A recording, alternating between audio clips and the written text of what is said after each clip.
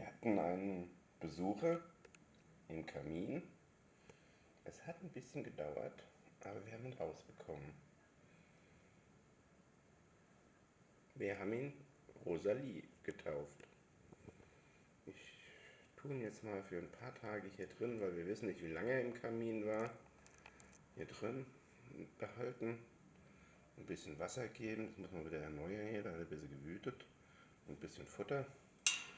Und dann gucken wir mal, ob er das irgendwie auch überstanden hat, den ganzen Fall da im Kamin. Ja, es ging ja doch ganz schön nach unten, war beengt. Und wir wissen, wie gesagt, auch nicht, wie lange er hier drin war.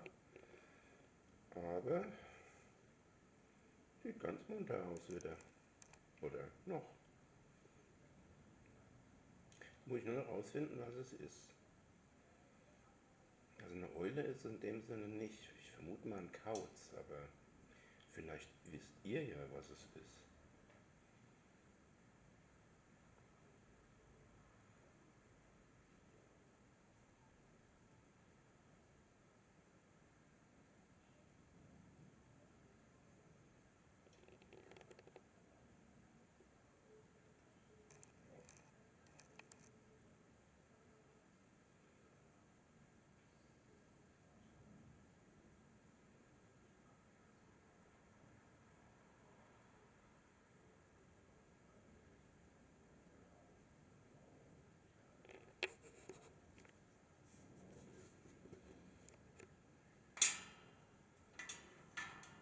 So, lassen wir ihn wieder ein bisschen alleine.